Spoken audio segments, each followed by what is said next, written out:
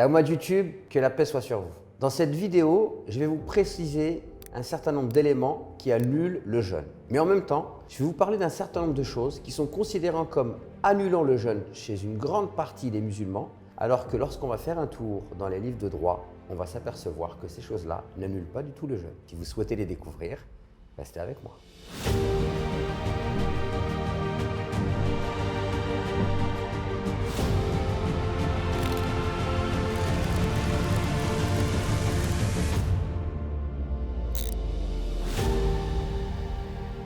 Alors, première chose que j'aimerais vous dire, c'est que c'est important d'avoir une attitude extrêmement précise lorsque vous cherchez des informations sur le plan religieux. Arrêtez d'aller chercher des informations sur le plan religieux à travers des discussions que vous avez avec monsieur et madame tout le monde. Ça m'est déjà arrivé d'avoir des gens qui remettaient en cause des choses de la religion et quand on leur demande où tu as entendu ça, ah ben c'est telle personne qui me l'a dit, mon cousin, mon beau-frère.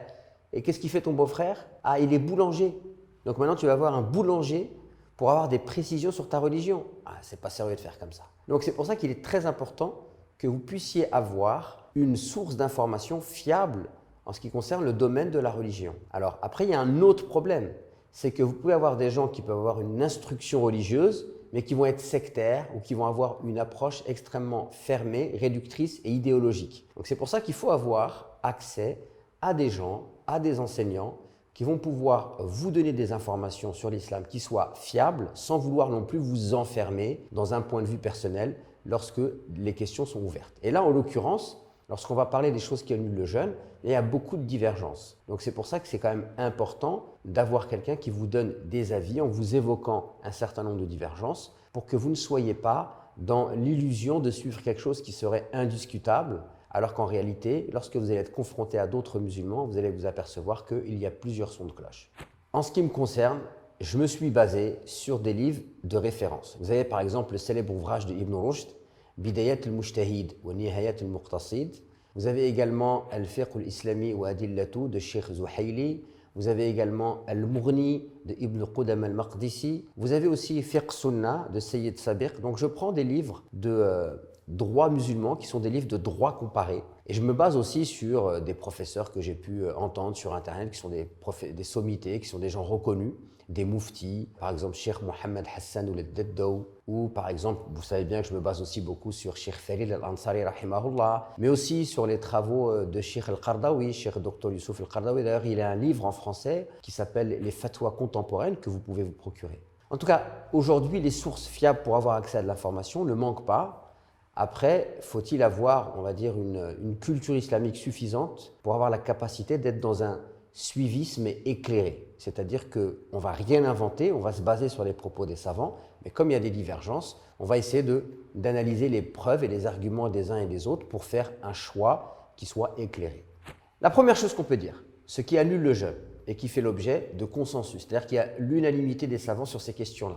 Parce qu'on trouve cela clairement stipulé dans les sources, c'est-à-dire le Coran ou la Sunna du prophète, sans ambiguïté, de manière claire et tranchée, de manière probante. Et il y a le fait de manger de manière volontaire à un moment où vous êtes censé être en jeûne, c'est-à-dire à partir du moment où il y a l'apparition de l'aube, donc pour nous c'est le début de la prière du Fajr, jusqu'à l'adhan de la prière du Maghrib. Si pendant ce laps de temps, vous mangez volontairement, vous buvez volontairement et vous avez un rapport intime volontairement, alors cela annule votre jeûne. J'ai bien dit volontairement. Parce que si vous avez mangé par habitude et que vous avez oublié que vous étiez en état de jeûne, cela n'annule pas votre jeûne. Imaginez par exemple une maman qui est en train de faire la cuisine et puis à un moment donné, comme à l'accoutumée, elle goûte son plat et elle a avalé. Et elle a oublié qu'elle était en train de jeûner. C'est un réflexe, c'est une habitude. Alors à ce moment-là, on considère que son jeûne est valable. Elle continue sa journée de jeûne et la majorité des savants considèrent qu'elle n'a pas à rattraper son jeûne. Les malikites, eux, considèrent qu'elle doit rattraper quand même son jeûne, mais pour la majeure partie des savants, elle ne doit pas rattraper son jeûne. Petite parenthèse, Salim, il y a une dame qui pose la question à un cheikh, elle lui dit « Cheikh, aujourd'hui, catastrophe. Je me suis réveillé, j'ai oublié que j'étais en état de jeûne, donc qu'est-ce que j'ai fait, c'est que j'ai mangé une entrée, j'ai mangé une salade, après j'ai mangé un poulet avec des frites, après j'ai mangé aussi une part de gâteau en dessert, qu'est-ce que je fais ?» Il lui dit « Rajoute un café. » Bon, tout ça pour vous dire que voilà, il ne faut pas exagérer non plus. Mais en tout cas, c'est clair que ça arrive de manger par inadvertance et d'oublier. Et en fait, votre meilleur juge en cela, c'est vous. Vous savez si vous avez mangé et que vous avez oublié, ou alors si vous avez fait semblant d'oublier. Rappelez-vous que vous pouvez mentir à un être humain, mais vous ne pouvez pas mentir à Allah subhanahu wa ta'ala. Donc c'est en votre âme et conscience. Surtout, restez bien jusqu'à la fin de cette vidéo, parce qu'à la fin, je vais vous dévoiler un certain nombre de choses qui sont considérées comme annulant le jeûne par une grande partie des musulmans, alors qu'en réalité, il n'en est rien. Maintenant, l'orgasme, provoqué par exemple par la masturbation. Alors, lorsque une personne, homme ou femme, atteint l'orgasme pendant une journée du Ramadan, par des actes qu'il a lui-même provoqués, par exemple un homme qui va se masturber ou une femme qui va se masturber ou quelqu'un qui va regarder des images qui vont l'exciter, d'accord? Donc toute personne qui va avoir un orgasme et qui s'est lui-même provoqué cet orgasme par ses propres actes, c'est-à-dire c'est le jeûneur qui s'est provoqué cet orgasme par ses actes, alors cela annule son jeûne. Par contre, l'orgasme qu'on pourrait avoir lors d'un rêve érotique n'annule pas le jeûne. Ça veut dire que si vous faites une sieste et que vous vous rendez compte à votre réveil que vous avez eu des fuites suite à un rêve érotique, eh bien cela n'annule pas votre jeûne. Pareil, si vous vous réveillez juste après la prière du Fajr, vous pouvez encore faire la prière du Fajr, mais vous vous réveillez en état d'impureté rituelle parce que la veille vous avez eu des rapports intimes avec votre conjoint ou votre conjointe, vous pouvez tout à fait jeûner et cela n'annule pas votre jeûne. Le vomissement. Alors sur le vomissement, il y a des divergences parmi les savants. Il y a certains qui considèrent que le vomissement, qu'il soit volontaire ou involontaire, eh bien, annule le jeûne. Et il y a ceux qui considèrent qu'il n'annule pas le jeûne. Et il y a ceux qui disent que, et c'est l'avis qui me paraît être moi le plus probant, c'est de dire que le vomissement, s'il est provoqué de manière volontaire, annule le jeûne. Mais le vomissement, s'il vient de manière involontaire, alors il n'annule pas le jeûne. Par contre, vous devez faire en sorte, si vous vomissez, de ne pas réavaler ce qui sort. Je suis désolé de ce genre de détails, mais vraiment de tout recracher. Il y a la question du sang, et notamment la question de la hijama. La hijama, vous savez, c'est les ventouses que vous pouvez mettre et qui vont vous faire aspirer du sang. Donc là aussi, il y a une grande divergence parce qu'il y a deux hadiths qui en apparence sont contradictoires. Mais la majeure partie des savants considèrent que la hijama n'annule pas le jeûne.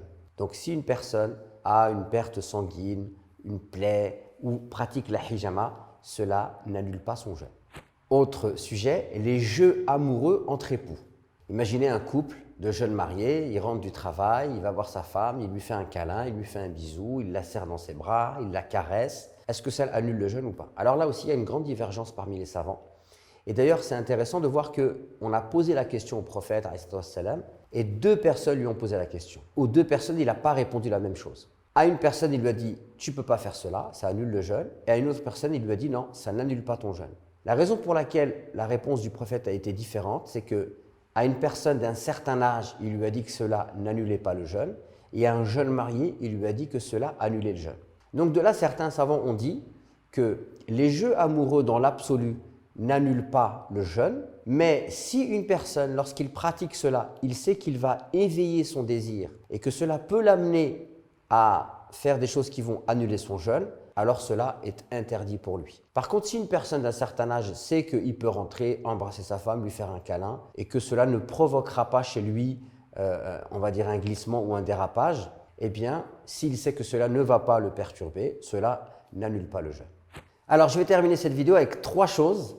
Il y a beaucoup de gens qui considèrent que ça annule le jeûne alors que ça n'annule pas le jeûne. Premièrement, la ventoline. Donc la ventoline, ça n'annule pas le jeûne. Les piqûres d'insuline n'annulent pas le jeûne, car la substance qu'on s'introduit dans le cœur ne nourrit pas le corps. Pareil aussi pour les prises de sang, elles n'annulent pas le jeûne. Pareil également pour les gouttes qu'on se met dans les yeux, cela n'annule pas le jeûne. Voilà mes frères et sœurs, j'espère vous avoir éclairé sur cette question. Surtout, barakallahu fikoum, ne faites pas de ces questions un sujet de discorde pendant le mois de Ramadan. Et j'espère que cette vidéo vous sera pleinement profitable. Je vous invite à la liker, à vous abonner à cette chaîne et je vous dis à très vite pour de nouvelles vidéos.